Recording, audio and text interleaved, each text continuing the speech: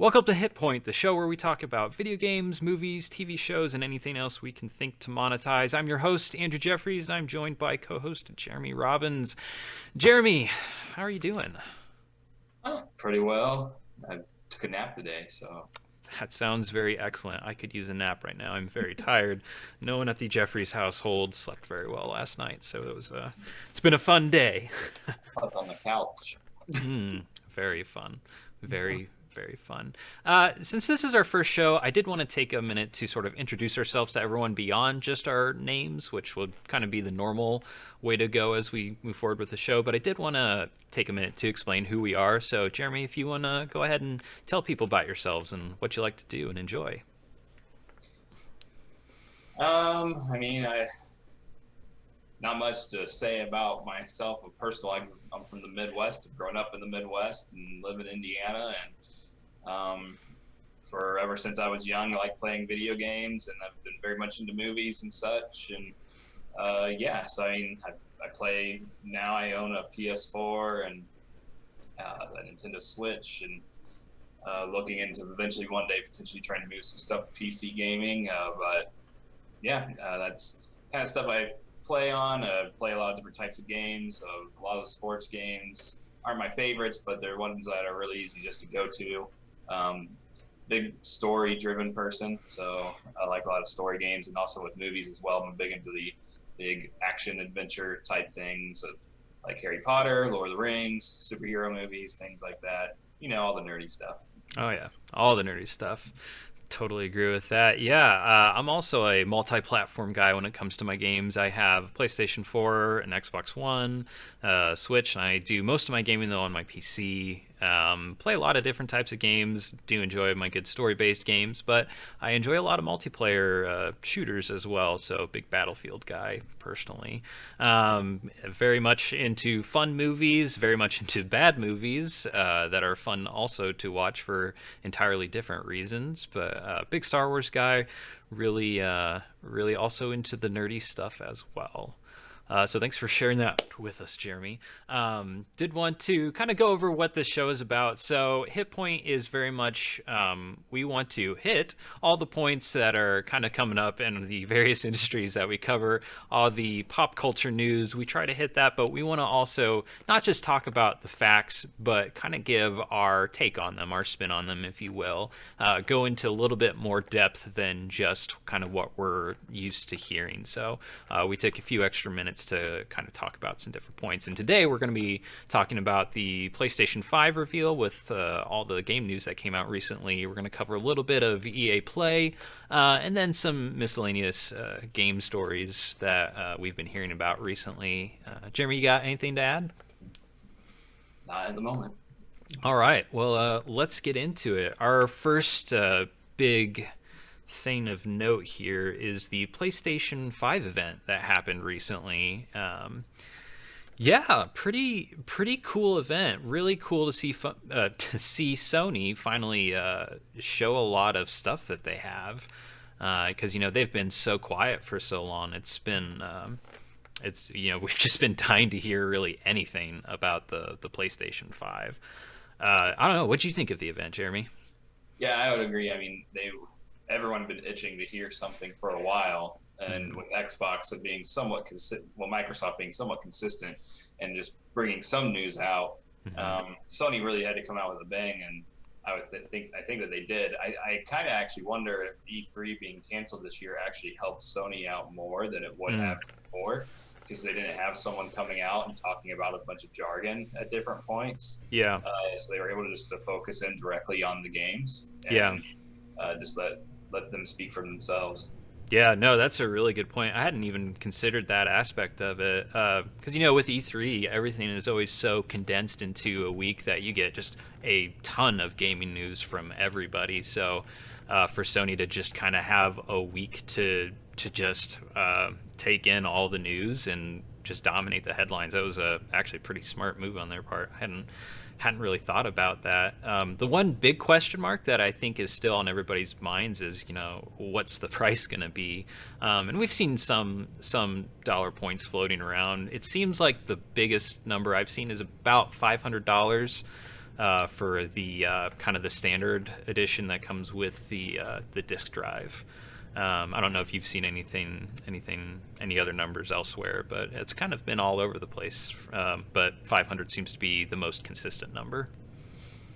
Yeah, I've seen that around too, and even the diskless drive, they're saying maybe it could be $100 less. Yeah. So I mean, I mean that makes sense if that's the direction it goes. I'm actually a little surprised if it's only 500. I mean that's they're definitely selling it at a loss as they have most of their systems. Oh yeah. To get it out in the market, but I kind of thought they may reach that 550 point just based off of all the stuff that's in it. This from a tech side this year. Yeah. And eventually, similar to what they did with the PS4, eventually lead to a point where they can lower the price point as it's out in the market more. Yeah. Yeah, if it's 500, I'll be pleasantly surprised because I'm already halfway there then. Yeah. No. Yeah, that's I think 500 would be a really good price point. I think we've kind of seen an indication of where Sony's going to go with some of these Amazon leaks, not necessarily in terms of price, but I know some leaks came up where it looks like they might be offering a few different tiers of PlayStation 5 in terms of hard drive size, or SSD size rather. So that'll be interesting to see what it does to the price, because I think SSDs are they're coming down in price, but they're still pretty pricey between all the parts. They're probably the big thing that's kind of driving up the price for the PlayStation 5. That and the graphics unit that's in there. I agree. I think it'd be really cool if they came out with a bundle. Since they really tried to push these accessories that they're going to have for the device during their conference, you want to call it that, of just like highlighting the controller. Of course, it's going to come with the controller, but of like the new camera, the headset, the media player remote, like all that stuff. It's like you don't normally see that being plugged with new systems.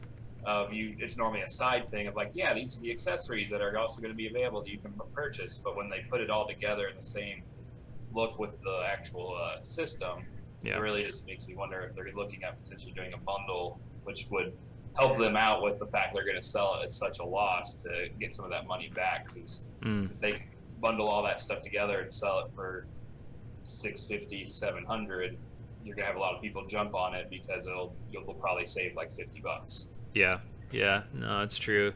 I've never been a big accessories guy, but I know there are plenty of people out there who are. I know you do a lot of the kind of the official accessories. You and I both do have VR headsets for PSVR. Yeah, so it'll be interesting to see once those pricing points finally come out. I think Sony's waiting on Microsoft to make a call on theirs, and I think Microsoft might be waiting on Sony to make a call on theirs. So it's just kind of a long game right now. Yeah, a long game of chicken, and the only losers are us because we don't know how much it's going to cost and how much to save up yet. But yeah, I'm really hoping it comes in around that $500 price point. We've talked a lot about the console itself, which is a little bit ironic because the entire PlayStation event was almost solely dedicated to the games that were there. And one of the things that stood out to me about the games that they showcased, I didn't really feel like they came out with any of their really big heavy hitters. There were a lot of not necessarily third-party games that they showed, but it's not like these are the big Sony franchises that they've really been pushing. Not that that's a bad thing, but it feels like they're holding some stuff back and they're not quite done yet with showing off what they're going to do. And I would agree with that. I mean, there's a lot of, I mean, Spider-Man is becoming its own franchise, and a lot of people like that game, me being one as well. Mm-hmm. And the fact that they're doing a story completely on Miles Morales, which they've said is probably equivalent to the Uncharted Lost Legacy type of style of how long the game could be. It's not a full-blown, really big game like the original Spider-Man was. The fact that they're kind of focusing in on that is, I think, for one, a very smart choice, just of what you got Into the Spider-Verse that came out 2 years ago now, and and you've got this, and it's really a big thing to jump on and promote the Miles Morales Yeah. story, and it's going to build into likely however it ends of where the next Spider-Man game is going to go. That is the big one. Yeah. So I mean that is becoming its own big thing on its own. But beyond that, and I'd say probably Horizon, I would agree there wasn't anything huge of like, yeah, big franchise, big thing to really get excited about. Because a lot of the other stuff is just a continuation of that's something that's similar to existing games that they have, or it's remasters that will look really nice on the new system. Yeah. But beyond that, you didn't have your Call of Duties, you didn't have your Assassin's Creeds, even though Valhalla is coming out this fall, it will be on the next gen, but they weren't pushing any of those, which I can understand because you want to push all the stuff that's new. I do wonder with some of these mainstay titles if they actually would have shown some of the capabilities of the system. Yeah, I don't know. It'll be interesting to see. Did you have kind of a standout game that you thought was like, oh yeah, this really made the event for me? I don't know if I'd say there was one thing that really stood out. That like I'd be like, because I'll go back to E3. When I come out of E3, there's always like one game sometimes at the conferences where you're like, oh man, that one looks so cool and that looks really intriguing. I would say, I mean, I'm excited for Ratchet and Clank. I like the Ratchet and Clank games. I'm curious of just with the fact that it looks like they're really taking advantage of the no load time with that game, of the fact you can use the portals and jump to world to world to world and kind of just immediately. I think that's really cool. Spider-Man, I'm really cool. It's really cool to see that coming out, but at the same time, they didn't show much of what it's going to be. It was just really much a teaser, so I'm curious to know more about that. Like I already mentioned Horizon, that's going to be amazing. I literally had just beat the first one within the past month, so I'm kind of coming off that high of how the story ended, and really curious where they're going to go with it. So that was exciting too. If anything, the one game that may have stood out to me the most was the Project Athia game, I think is what it's called.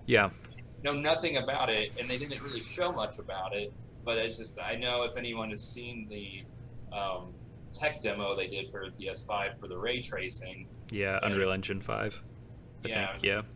And it kind of had those similar feel to that, and so I remember coming out of that tech demo thinking, man, that would be awesome if that actually became a game. So if that actually is like an aspect of that being a game, like I'm all down for it, because I'm excited for potential new IPs. Like all the games I mentioned are all continuations of existing IPs. I want some new ones that are going to suck me in. The Project Athia. I'm not really sure. I don't think they said it in the actual presentation, so I have no idea how it's pronounced. I thought that one looked interesting. Weirdly, the standout one for me is like the opposite for everyone else. It was Bug Snacks. I'm actually really excited for that because my son is super excited for it. I showed him the trailer, and he has been just dying to watch that trailer on repeat now every single day since I showed that, and I don't remember when was I showed him to the day after the presentation, and we're still talking about it at the Jeffries house. So I'm very excited for Bug Snacks, even though it's the one that probably looks like it takes advantage of the PS5 architecture the least. I'm like, you know what? Kind of a bug, kind of a snack. It's Bug Snacks. Let's go. Any closing thoughts on the PS5 event? No, other than I thought they did a great job. I mean, one thing I would say, because to your point of talking about Bug Snacks, is they kind of hit all the different areas of genres they needed to. Like, so if there's going to be at least something that stuck out to every person that plays a game. That they would be intrigued about, and so I think that shows a very good planning on their part of what games to show to get people excited about the new system. There really did show a lot of different games there, and it's pretty cool to see. So continuing the games talk, let's talk about another big presentation event, or I don't know if it was a big one, but EA Play happened here recently. Um, the obvious big standout news from EA Play was, I guess, more information on Star Wars Squadrons. Thoughts on that? Oh man, I know you're a huge Star Wars fan. I'm not as near as a big a Star Wars fan, but I do enjoy it. Hmm. And I mean, I'm excited about this game. Yeah. When they first announced it, I was hesitant only because the fact of that it's only $40, which still surprises me. But I can understand why because it kind of if I would say if there's any knock on it, it feels like it's a mode that should have already existed Hmm. inside of another game.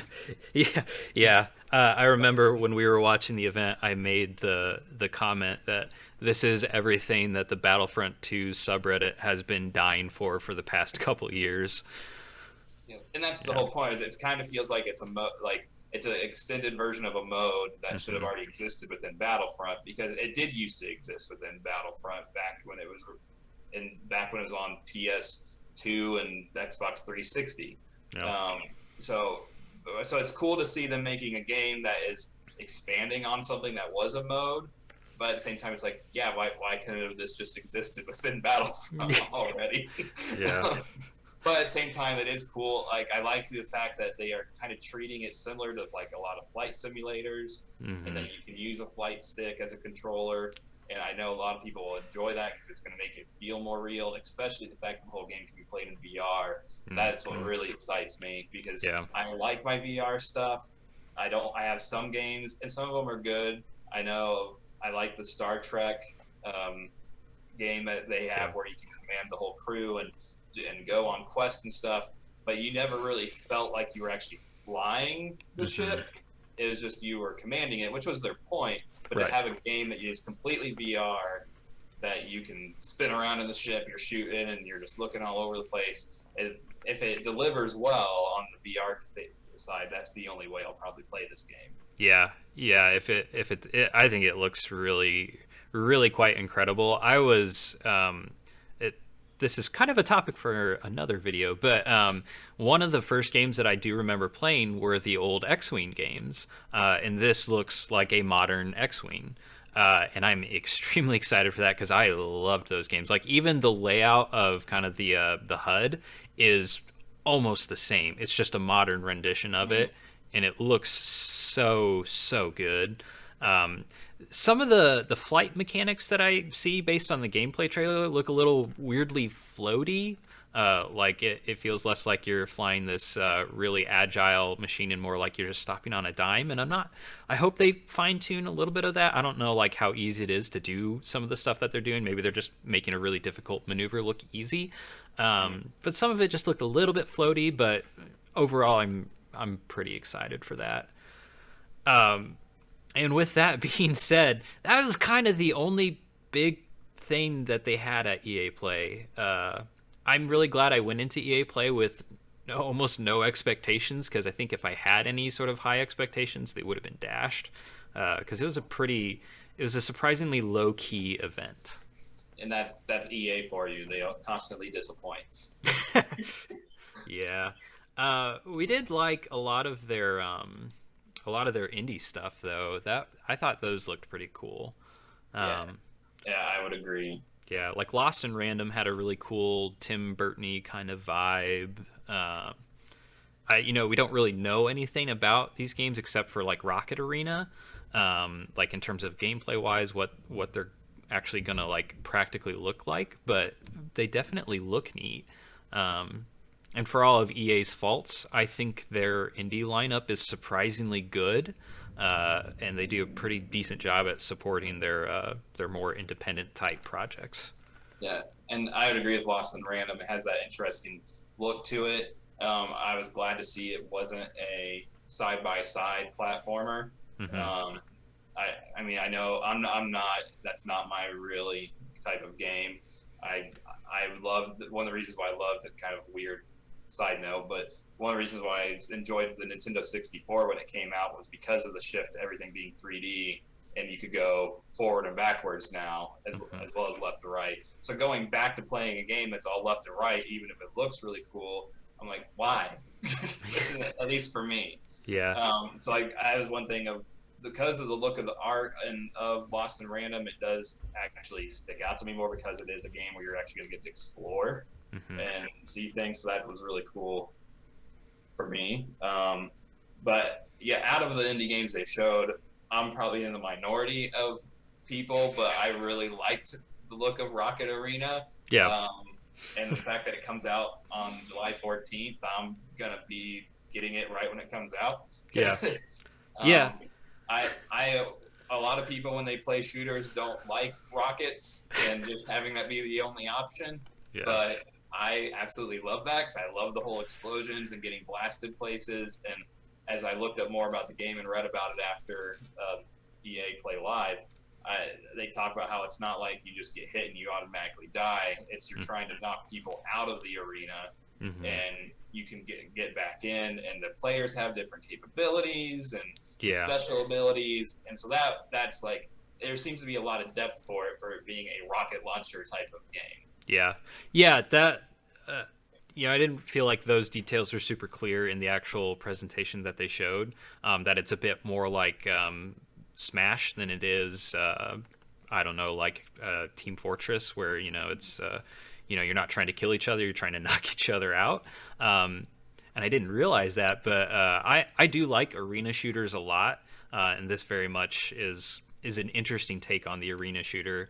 I'm one of those people who's not a big fan of rockets, but because it's not like you just get blown up immediately and everybody's on the same footing. I think this will actually be a bit more interesting. And ever since the event, the more I've thought about this game, the more I'm like, yeah, this is actually pretty cool. And I'm really, really excited about the full crossplay that they say they're supporting. So Mm-hmm. I think that's going to be a lot of fun. It'll be nice for me to be able to play on the PC and still be able to play with you on PlayStation, and any other people who are on whatever system. I'm very much into that. Yeah. It's exciting to see that being the shift that's happening in the industry. I know Sony was the last one to really like get into it. Yeah. But I'm very intrigued now, like that's becoming the norm because it's always been something that's been frustrating, even back in the days of LAN parties on Halo. I was like, as fun as those were, it's as things started moving online and Xbox Live became huge, and then Sony started doing their stuff online. It was always an aspect of, well, if we had the same game, why can't we play together? Yeah. And to be able to lower that barrier now to where you can play with any of your friends, it really helps you not feel like you have to buy the same system that your friends have. Yeah. If you are very much interested in certain exclusives to different consoles, then you're like, okay, I can play. I mean, even the fact of when the Switch, so I know the Switch isn't involved with all the crossplay yet, but even the fact that someone is such a diehard Nintendo fan and loves Mario and Zelda and they can only afford one system, so that's the one they get. The fact they can now play some of these other games with their friends, that's really cool. Yeah. Yeah, it is really cool. I'm really hopeful now with the new consoles coming out that that's going to become kind of a standard feature across a lot of games. So I'm really holding out hope. That'll be really cool to see if that actually happens or not. But I guess we'll see. We are running a little bit long, so I'm going to kind of hurry us into our next section, which is sort of miscellaneous gaming news that we've seen come up. The Last of Us 2 recently came out to raving critical reviews, lots of 10 out of 10s. Last I saw, I think on Metacritic, it was sitting at a 95 from the critic score. However, the user score was significantly worse, somewhere I think in the low threes maybe, because it is currently getting review bombed. Thoughts on that, Jeremy? Yeah, I mean, I'm not going to go on a huge rant, but at the same time, anything when it comes to reviewing, I mean, it happened with a lot of movies over the past 2 years, and it is very frustrating to see it. Like people just go out and because they have an opinion on something that even whether they haven't even played the game or seen it, and they decide, you know what, we're just going to review bomb it, make it look horrible. I think that's just a crap move on people's parts. I mean, and for a game like Last of Us 2, I'm not really intrigued to play it. That's more for my own personal reasons. But from the fact that it has such a huge storytelling aspect and people have only heard snippets without playing it themselves, and that's led to them review bombing it. Mm-hmm. I just say, come on, you got to give a game a chance to actually play it before you actually send out a review. Yeah, and I do want to briefly clarify that the personal reason is because we're not super into violent games, and not because we're Yes. homophobic or anything like Yes. that. Yes. It's The I realize, like, graphic goriness. yeah, yeah, the very force-fed nature of the violence that we've read from the reviews has kind of both turned us off to it. What are you gonna do? Yeah. Yeah, the review bombing is pretty crappy, especially because it seems like there's a lot of homophobia involved with a lot of the reviews. Most of the reviews that I've seen that were like zeros were like LGBT games and stuff, just dumb stuff like that. It's like, really, come on, guys. Like if you're not into a game, just don't review it. Don't leave it a zero. Yeah. Just move on with your life. It's okay. It's not worth it. Yeah, it's really not worth it. That's really all we have to say about that. Other news: Crash Bandicoot 4. That got leaked by, I think, the Taiwanese ratings board. Which, that surprised me, and I think what surprised me more is, I wondered if they would come out with a new Crash Bandicoot, mostly just because it has they did the remasters recently, and it's always been one of Sony's big exclusives. But that's the thing that really surprised me this time is it's not going to be a Sony exclusive. Yeah, it's actually going to come out on Xbox, and so that really surprised me just because of how long it has only been a Sony thing. Yeah, the whole thing is surprising. It's just like, oh, Crash Bandicoot 4 is coming out. Oh, we know this because of Taiwan. It's also coming out on Xbox. Okay, sure. And it's Crash Bandicoot 4. It's About Time is the name of the game, which is interesting. Poignant title. Name. Yeah. Also, otherwise in news, Cyberpunk 2077 once again delayed, this time to November. I'm a little sad about that. I was looking forward to that coming out in September, which is when my birthday is. So that was going to be a nice little birthday present to myself. It's still going to be a birthday present to myself, and also now a Father's Day present because I got a gift card for it. I'm like, gonna pre-order that. But I'm a little dismayed. Jeremy, I was very much into the Cyberpunk stuff recently. So yeah, I was still into it. That's an important note. When you have ADHD and you're into something, you are into it, even if it's only for a couple days. Yeah. Well, yeah. That's kind of all the It is sad of me to see, because I know a lot of people are upset that it got delayed again. I get the reasoning, what the developers have said. I'm always up for the fact of if a developer comes out and is just honest about why they're delaying something, and it's because they want to make sure it's as fine-tuned as can be and they can remove a lot of bugs. It's like, I would rather have a complete game that's going to have less bugs than then release a game that they're going to have to send patch after patch out after release because people are running into massive amount of bugs. Right. And that's what a lot of games do, especially the games that come out on a yearly basis. There are so many bugs, and it makes the game feel like it wasn't complete. And then so the joke is, a lot of times it's like, well, wait 3 months and then they'll actually have a complete game. Yeah. So that's where, if that is truly the reason why, I'm okay with it. The other thing that would make it really awesome if it was because the fact, as much as they talked about that it wasn't going to come out on next gen until next year, if they figured out a way to speed that up, and that's why they delayed it, then cool, because that will be a nice surprise to everybody that's going to buy a system. Because I really do think the systems are probably going to come out on November 20th, because that will be a week before Black Friday. And so if they're trying to just sync that up, then that's a cool little bonus too. Of instead of buying it for your original system, you could just buy it when you buy your new system. Yeah. Overall, delays are good for games, I think. And almost every time they happen, it's for a good reason. It's hard to hear as a person who's like, oh, I really want to play this game. And sometimes I do worry, because I remember seeing a tweet once from a developer who said every time that their game got delayed by, like, say, a month, that usually meant a whole nother month of crunch time for them. So I'm a little worried about that for, like, the sake of the developers, that they might have to go through the crunch, and that sucks a lot and is terrible. I'm hoping that's not the case, since there's been such an outcry against crunch time, and all that with developing games, but I don't know. Um, yeah, that's kind of all the big news that we had for this episode of HitPoint. Jeremy, you got any big plans for this next week or so? Any games you're gonna be playing? I'm not sure. One thing I was one of my flaws when playing games is even if I really enjoy it and it has a good story, is if I can easily get sucked in. So to keep myself from doing that, I jump back and forth between games. So I still have games that I got like 3 years ago I haven't finished. Mm. So maybe one of those is Shadow of War. I've completed the main story, but I'm in the epilogue, so it's like maybe I'll spend the time and finish that finally. I know this is going to sound horrible. I still have not finished Breath of the Wild. Yeah.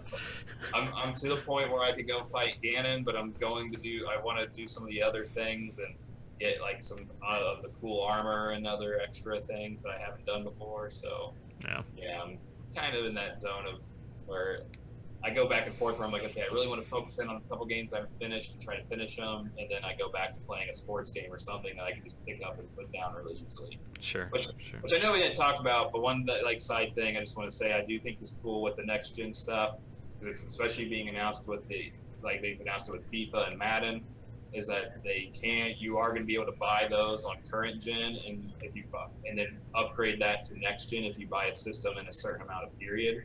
Mm-hmm. And I'm really hoping that a lot more people do that, because that was one of the hardest things going from PS3 to PS4 was the fact that if I bought a game that is a yearly title on the old system, I had to buy it again on the new system. Yeah. It's cool to see both Sony and Microsoft starting to push some sorts of programs like that where you can do that. More so Microsoft doing that as an actual program. I don't think Sony has officially announced anything where they have a buy-in type program.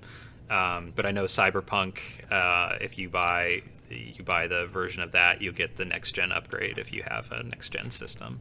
I've been playing a lot of Banjo-Kazooie recently with my Game Pass subscription. So I'm on the last actual world, so I'm going to try my best to get that done. I'm losing steam quickly on that because those last levels are very frustrating, but I'm going to try my best to get those beat while I still have Game Pass left. So that's my weekend plans. If you enjoyed our show, thank you so much for watching. Be sure to follow us on Facebook. You can see the links below, Facebook and Patreon. If you want to support us and want to have some suggestions for content you want to see, we'd love to monetize it. Be sure to support us on Patreon.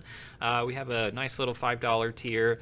It's just $5 a month. That's like a coffee and a half, maybe, depending on where you're getting it. Or if you go to Starbucks, it's not even one coffee. There you go. Feel free to cook a few bucks our way if you enjoyed what you saw. If not, totally understand. Thank you again for watching and for your support. Jeremy, you got any ending words for our lovely audience at home? Play more games. Play more games. That's right. Okay. Well, thank you for watching HitPoint. We'll see you again next time.